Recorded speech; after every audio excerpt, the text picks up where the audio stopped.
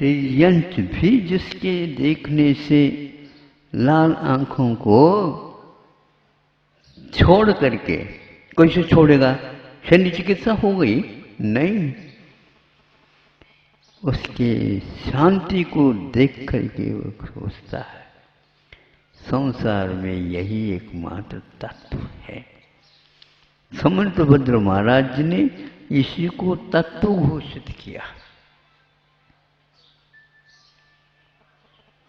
ये भ्रांति है आप लोगों की। मन विक्षिप्त हुआ, आपका तत्व कहीं न कहीं प्रक्षिप्त हुआ है अन्यत्र, जिसको मिथ्यात्व बोलते हैं, जिसको दोष बोलते हैं, जिसको छूना नहीं चाहिए ऐसा घोषित किया गया है, फिर आप उसी को स्वीकार करते हो। इसलिए भगवान को देख करके अध्ययन करो।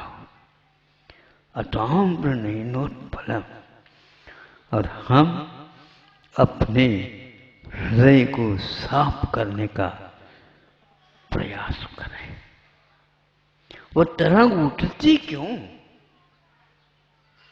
हृदय में आना हमारी वश की बात नहीं है, आएगी। वो बंधा हुआ है तो आएगी। अब ने अपनी तरफ से ऋण लिया है तो देने वाला आपको आपके पीछे पड़ेगा। यदि आप नहीं लेते ऋण तो बैंक आपको नहीं कहेगा कि ऋण ले लो ले लो, हाँ इतना लोभ तो दे सकता है। तो आपके पास लोभ है इसलिए वह कह रहा, हमारे पास आकर के नहीं कहता। वो सुन रहे हो आप लोग? तो बैंक वाले आपके पास जाकर के क्यों कहते हैं आप लोन ले लो लोन ले लो लोन ले लो? महाराज आप अपने शिष्यों को या और जो श्रावक आते हैं उनको कह दो, प्रेरित करो, उस बैंक में जाओ उस बैंक में जाओ उस बैंक में जाओ, लोन ले लो लोन ले लो। आलूना क्यों खाते हो? सलोना खाओ ना। समझ में आ रहा है? अच्छा, वो समझ में आने वाला भी बहुत समझदार लगता है। अच्छे से आ रहा है, बहुत अच्छा। ये मन में संकल्प आया क्यों? इसका नाम फितूरी है, फितूरी। दुनिया को धोखा देने की बात करते हो।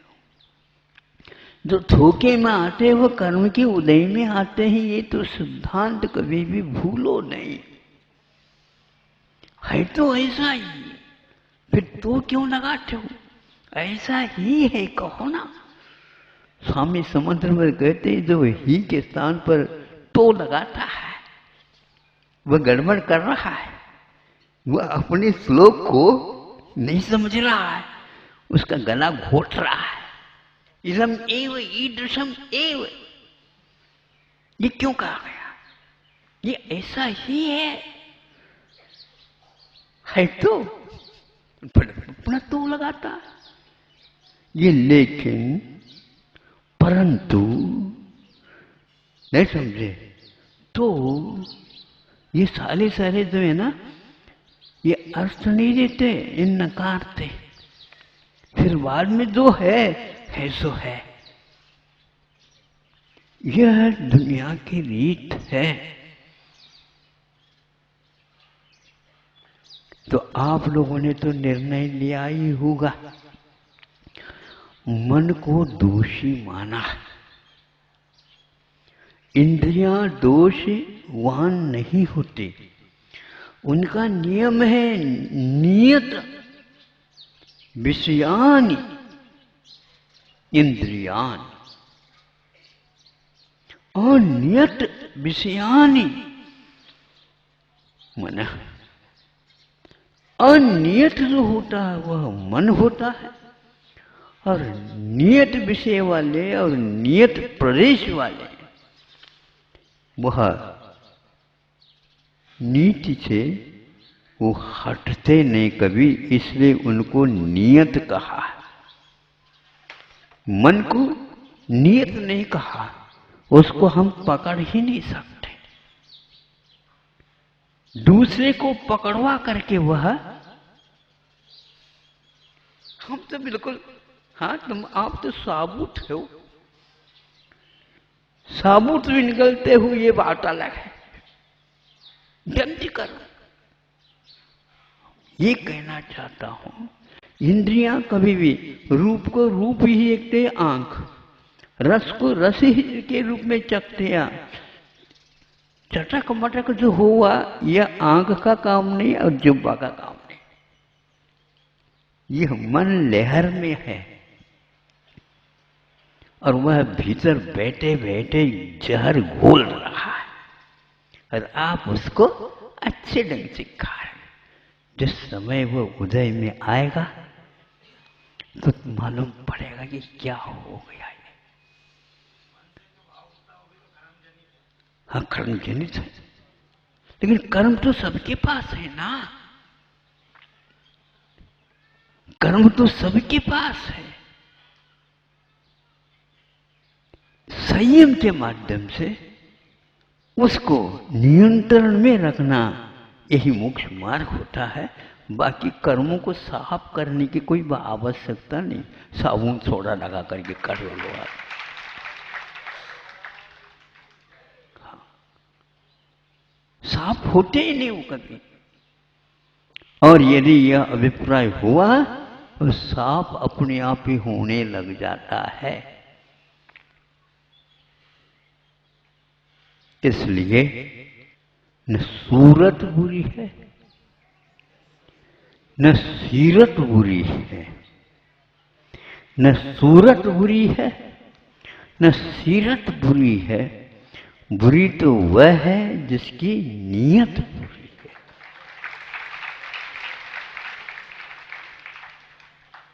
उसको करवट ले जाओ तो करवट एक बार ले लेगा, दुनिया कितनी भी कहे हम अब परिवर्तित नहीं करेंगे। इसलिए आचार्य कहते हैं भगवान के दरबार में देर हो सकता है। हाँ, बस कितने अच्छे जल्दी जवाब दीजिए आप, इतना आसान है ये। आसमान को छूना आसान हो सकता है, लेकिन इसमें करवट देना आसान नहीं है। बिरले ही इसको स्वीकार करते हैं। दूसरे के लिए संकल्पित करने का उनका काम है। भगवान ने आज तक रिकॉर्ड बनाया, तीर्थंकरों ने आज तक किसी ने किसी को संकल्पित नहीं कराया, स्वयं संकल्प लेते हैं, उसको अडिग होकर के पालते हैं। उसमें एक बाल मात्र का भी अंतर लाते नहीं, क्योंकि वर्धमान संयम है उनका। वो बिल्कुल आंखें देख करके वह काम कर रहे हैं। केवल बाहर ये चार हाथ नहीं देखते, किंतु भविष्य में जो होने वाला चार हाथ उसको भी देखते, और जो अतीत में हो चुका है उसको भी देखते हैं। और उसमें ये करते हैं कि पैर कहाँ कहाँ पर पड़ा, यदि गलत पड़ा है सुधारने का प्रयास पुरुषार्थ करते हैं। इसलिए मूल गुणों में उनका दोष कभी भी नहीं लगता, उत्तर गुण में भी कभी दोष नहीं लगता, किंतु अंतर्मुहूर्त के उपरांत मन अधीरा होकर के बाहर आ ही जाता है। और उसके कान पकड़ करके पुनः भीतर खींच करके ले जाते हैं।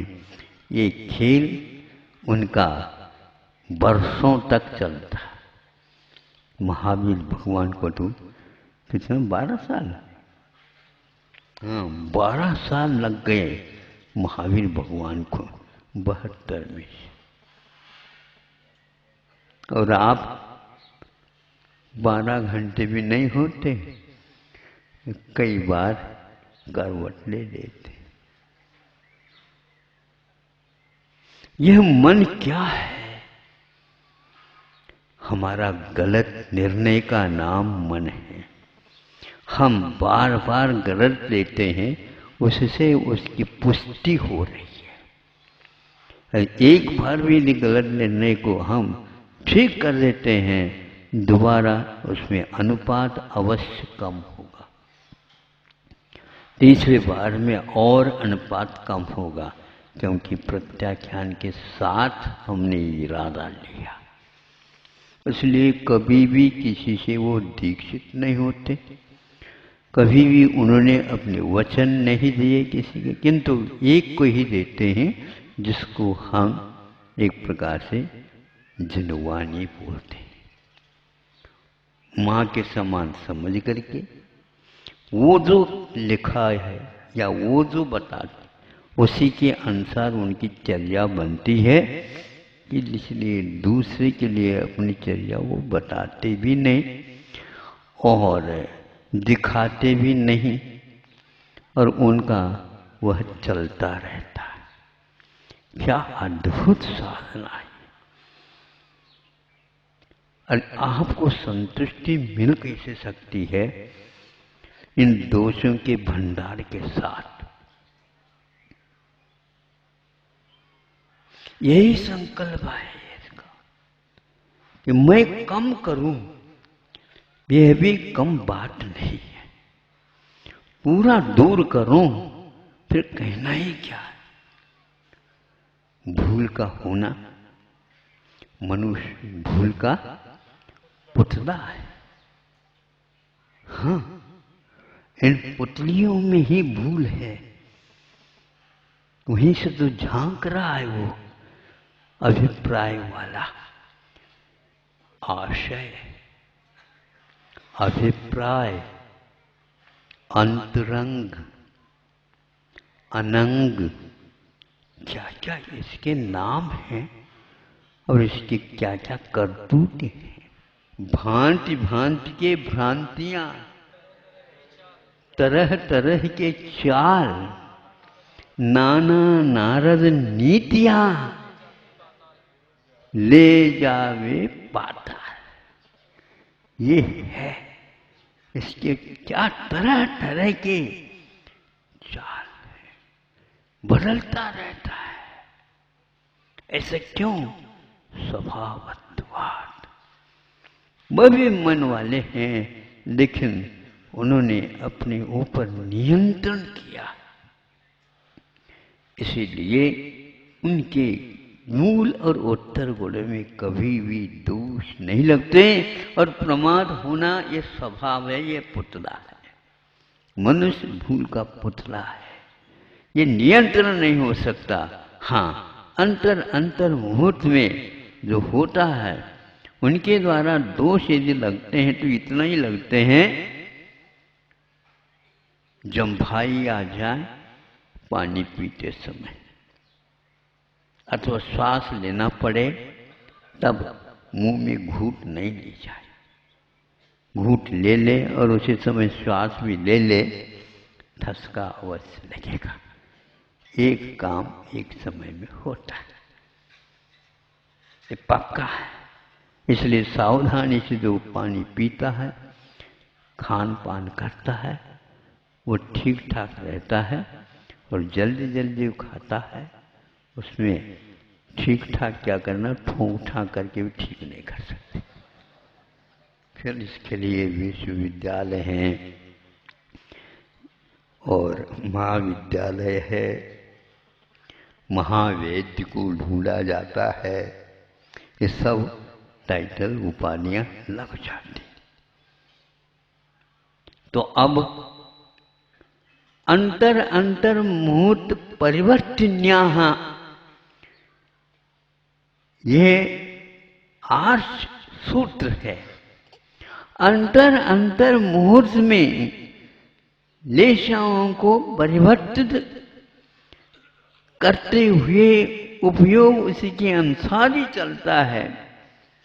यह मन के साथ भी यही घटित होता है, लेकिन आंखें कभी परिवर्तन नहीं है, नाक कभी परिवर्तनीय नहीं है। अरे एक सेकंड के लिए भी नाक यदि परिवर्तित हो जाए, नाक कट जाए। हाँ, यदि किसी की कट भी जाए तो भी वह नाक की एक नकल करता रहता है, मेरे पास है नाक। हो इस नियमरण के बाद बड़ी नाक मिलेगी आपको, सूंड की।